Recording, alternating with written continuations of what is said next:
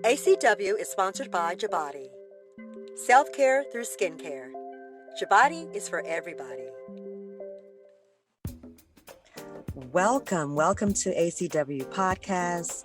Thank you for joining us today. I am Robin Gabriel Parson, your host, and our co-host today is Arturo Peal, the founder of Body Studies and a therapeutic yoga leader.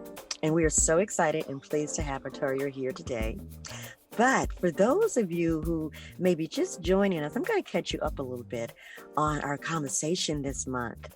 And our topic, we've been discussing creating that new you in the new year, and we've been providing different resources and tools. We've introduced approaches and methods to help one grow personally. We've been sharing fitness tips. We've been tapping into motivational strategies that empower you. We've been helping you identify your purpose in life, encouraging self-care, and more, and which leads us to our topic today, therapeutic yoga. So we have the master here, Arturo Peal, to talk about therapeutic yoga. So welcome, Ontario. Thank you so much for having me, Robin. I'm glad to be here. Now, Ontario, please share with our audience some of your background as a wellness and yoga professional. Okay, I started practicing yoga in high school. Actually, we had a high school yoga class in the 70s, early 70s, I think. I can't remember the numbers that far back. Wow. And then I also started practicing body work around the same time, about 1974, 1975, mid 70s, somewhere in there. Started learning body work and practicing body work, and used body work as my kind of steady work as I went through music school, and then eventually decided to do body work full time in the late 80s, and I went through a much more intensive program than 1,000-hour training up in Washington State, and almost immediately after that started teaching anatomy at that massage school, and went to acupuncture school in 1995 down in Santa Barbara, California. And that's about the time that I started teaching anatomy for yoga teacher trainings. And also right around that time is when I met Sherry Clampett Borda, who was the developer of the therapeutic yoga. And she was teaching yoga to folks at HIV centers and at cancer patients, et cetera. And we developed it into a training for yoga teachers, physical therapists, and others who wanted to add some tools to their tool belt. We feel so special to have you here today because you've had over 30 years of inspiring and educating yoga teachers. I mean, from body workers, movement specialists across the globe. So you've really been doing some amazing stuff when it comes to anatomy and introducing people through kinesiology and therapeutic touch. That's what I want to talk about today. I really want to talk more about the therapeutic yoga because again, there's many different types of yoga. And even for me, I taught yoga, but being introduced to therapeutic yoga, I knew it was a different technique. So we're going to really tap into that today. So what is therapeutic yoga? Therapeutic yoga, as we teach it in the therapeutic yoga teacher training, it's a blend of restorative yoga, gentle yoga, breath work, guided meditation, and energy healing or hands-on healing. Um, it's combined to make a gentle yet effective practice for folks who are recovering from injury or illness, or folks who can't go to a regular yoga class, or just for those of us who are a little stressed out, which right about now is pretty close to everybody. It's Right. We developed it as it was right around that time where there was I think it was a Time magazine cover where it said yoga heals. And there were a lot of teachers coming to Sherry in particular and saying, I need more tools. What are you doing with cancer patients? What are you doing with HIV/AIDS patients? And so that's when we started developing the training in the mid 90s. As I mentioned, I've taught yoga many different styles. I figure yoga is naturally therapeutic. You help people to naturally experience their innate power of the mind, body, and, connection, the whole narrative behind it. So, what makes this so much more different than just a mind body type experience? Yeah, I agree. Absolutely. Yoga can be very therapeutic. It is very therapeutic, but it's not for every body. Like a typical vinyasa class, for example, um, that is a great practice if you're healthy enough to do the movements. But what we're aiming to do is to give teachers and to give our students more options. I've had a lot of students come into class a week out of a surgery. I've had people come to me a few days out of a surgery, and they still want to do yoga, but sometimes the stronger practices can actually be harmful for people who are living with a condition or recovering from an injury or surgery. So we're just broadening the movement palette, uh, taking it down a bit, and working a lot on opening the fascia, the connective tissue, and also to help with the formation with strong and mobile scar tissue as a part of that recovering from injury or surgery. That's pretty deep, Ontario, and I appreciate you sharing that because I use myself as an example because I love yoga. And I noticed as I practice and as we age, our body changes. So my flexibility is not as deep as it used to be, feeling a little arthritis in my hips. So it's like, how do I adjust? How do I make it more palatable for me and more comfortable? So I do appreciate you sharing that, all yoga is not for everybody. And I have witnessed that. You can do more harm to yourself than good. Being a yoga instructor, it's the mind um, benefits that I really appreciate from it, along with the poses. I really do appreciate that. So thank you for that. But in reference to targeting people that are dealing with, let's say, mental or physical trauma, how do you guys approach that in your class? Like, what does it look like if I walk in and I may have some issues dealing with my hip? What would you do to adjust me so I can get into those tissues without injuring myself? Mm.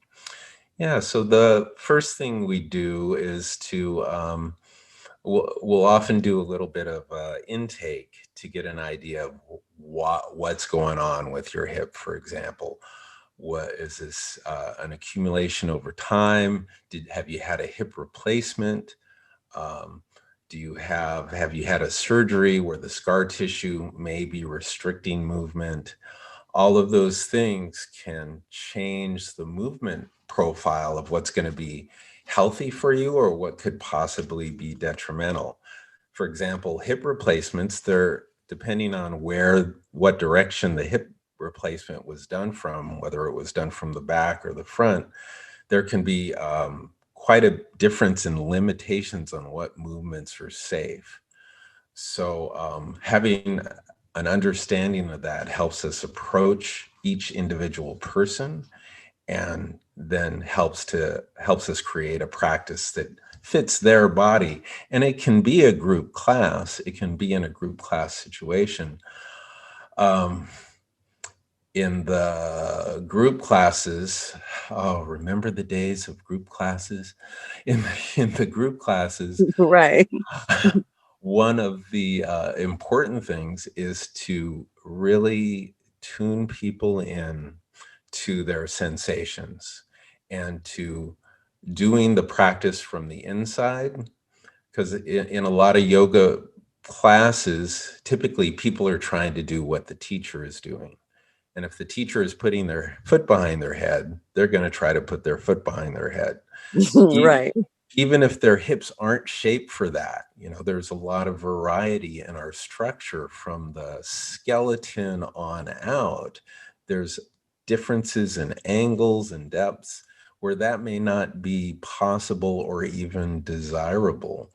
So in therapeutic yoga, we like to turn folks towards their sensation and being aware of when their body is speaking to them, because usually our bodies will let us know. The body speaks through sensation, and if we just take the time to listen, we can get a lot of healing out of that. And that's true whether it's a physical injury or it's a somato-emotional trauma. Listening to the inside can really help to guide the practice, guide the person in their own practice, or help guide the teacher in creating a practice for that particular student. Now, Ontario, a lot of people still have this idea that yoga is something religious or it's not something for them. What are your thoughts on yoga being an alternative healing practice? Because I know I use it and I find that, and again, dealing with a little arthritis, once I go through poses and warm my body up and get my blood circulating, I walk out through class like a butterfly. It's like I literally healed whatever those restrictions were. So what is your thoughts on yoga being an alternative healing to, our typical mainstream medicine type of healing? Well, there's a couple elements in there. The first thing you mentioned was about the spiritual part. And I think that really depends on the individual teacher and the individual student, and also what community you're teaching in. 20 years ago, there was a lot of resistance to yoga in the medical settings, for example, in the hospitals, because of things like chanting. Um, that was kind of looked down on in some of the early attempts to get yoga into those kinds of settings. So some teachers would shift it up. They would make it, instead of even calling it yoga, they might call it stress reduction. They're doing the same practices.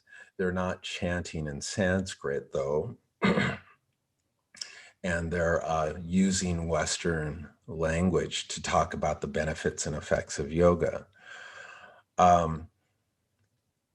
And that, there's still some areas where there's a lot of religious resistance to yoga, where it's looked at as a devil practice or a devil worship. And those of us who practice yoga know that's not the case. It's Right. just a way of feeling into this amazing temple of our body and to take care of this temple of our body as we move through life. And in going into working with other healthcare providers, I really like the word complementary medicine or integrative medicine. I'm an acupuncturist and a yoga teacher, and I work side by side doing referrals back and forth with doctors and physical therapists.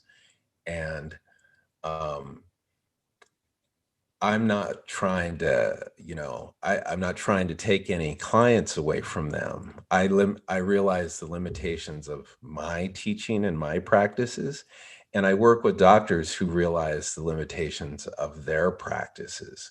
And we can fill the gaps in each other's practices. And that's the kind of relationship I like to feel and utilize with complementary care practitioners.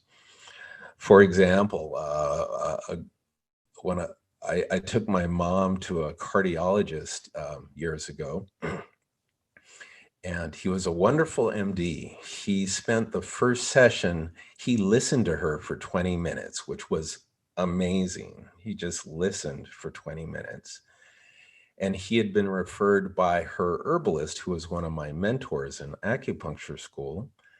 And He said, I'm going to adjust your medication, and you need to talk to Dr. Han and tell him to avoid these 3 herbs.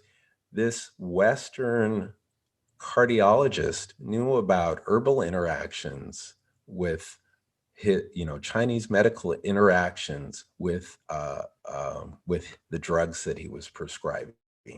And I thought that was a beautiful example of how the medicines can support each other and complement each other.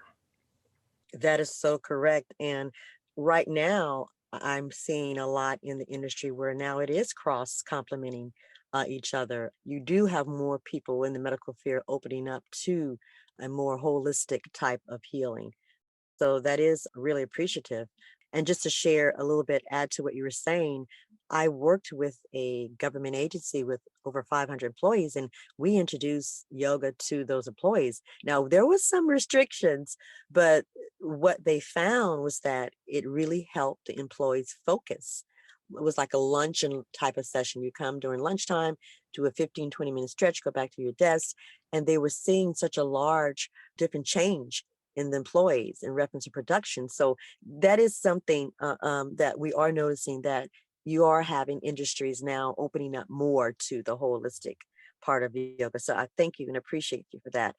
Now, this is a question because one of my colleagues mentioned about going to a chiropractor and having these adjustments. And then she made a comparison when she went to a yoga class and like, and she said to me, when I left that yoga class, I felt more aligned than going to the chiropractor. So what is your thoughts on there comparing the two? Is it somewhat the same or doing the same thing for the body? Different approaches, all hoping for the same kind of results. We're all putting, basically yoga is putting a good type of stress on the body, and hopefully stressing the body enough that it will respond with beneficial results. Same thing with chiropractor. They're putting a really focused pressure or stress on the body and hopefully getting beneficial results. I think they're kind of apples and oranges. I definitely have seen chiropractors over the years, and even my like the way my yoga practice has changed. My chiropractic needs have changed. When I was young, I would go see a really strong crack-a-lacka chiropractor, and now I'm in my 60s now, and I don't want to get my neck cracked. Right. So I go see chiropractors that do really gentle adjustments where I still feel the benefit, but I'm not getting that really quick crack. Just my body has changed. I don't know if I'm more sensitive or yeah, I'll just go with that instead of it being age. Right, right. Yeah. So I think they can really complement each other again. And again, there's no one thing that's for everybody, right? Some people do not respond well to chiropractic. Some people respond fantastically to chiropractic. Some people don't respond well to yoga. It's just not their jam. And to I think for clients, for patients, for people who are looking for help in their body-mind situation, having the spirit of exploration, and in that exploration, really listening to how their body is responding. For example, I tried chiropractic and it put my neck out. Okay, you might not want to try that type of chiropractic again, or like I used to have my ribs used to always go out along my spine. I would get a rib twist. And the Hmm. thing that healed it wasn't chiropractic, it wasn't massage. It was starting to practice Aikido, a Japanese martial art that I've been doing for about 30 years. And Okay, the awesome. movement of that, I haven't had a rib out in 25 years. Wow. Something in the movement of that. I think it's the real three-dimensional spirally movement that's in Aikido that really helped my body. That's not to say it's going to be beneficial for everybody who has ribs that go out, but for me, it worked really great. So we got to do another show on Aikido. But yeah, thank you for that. So thank you so much, Ontario, for sharing all of your amazing information with us. Audience, I hope you received some really good information that you might not ever experience before. Keep in mind, this is conversations around creating that new you. And we want to give you as many resources as possible. I chose yoga because yoga is such a mind, body, spirit experience, and therapeutic yoga allows even people who are afraid, who would never step into a class, to do it without restrictions. So I really appreciate you coming and sharing. If our audience would like to get in touch with you, how can they connect with you? Sure. They can reach me through my website at bodystudies.com. I'm also on Facebook as the Anatomy Whisperer. Yeah, please reach out. My more detailed information in terms of my email is on the website. It's very easy to reach me. Yeah, I'm always glad to talk to people about what's going on in with their body minds and how things are moving or not moving. I think for me, one of my axioms in terms of bodies and health, the main guideline I like to live by and practice by is motion is lotion. And we really got to keep moving, especially in this time of doing all this sitting in front of the computer. And this was even before COVID. The computer, the laptops, they really have had a detrimental effect on people's health. So keep it moving. Keep moving. Doesn't have to be yoga. It doesn't have to be, it can be anything, but really just keep moving. Thank you. Well, you audience, you heard that. Motion is lotion. I love it. So until next time, everyone, live life with purpose, intention, and love. And thank you, Ontario. Thank you so much for having me. ACW is presented by Partnerships in Fitness, a fitness and health and wellness consulting group, building strong minds and bodies, and empowering one community at a time. Please follow us on Instagram and Facebook, and subscribe to our Pifnola YouTube channel, and leave questions or comments. ACW is sponsored by Jabati. Self-care through skincare. Jabati is for everybody.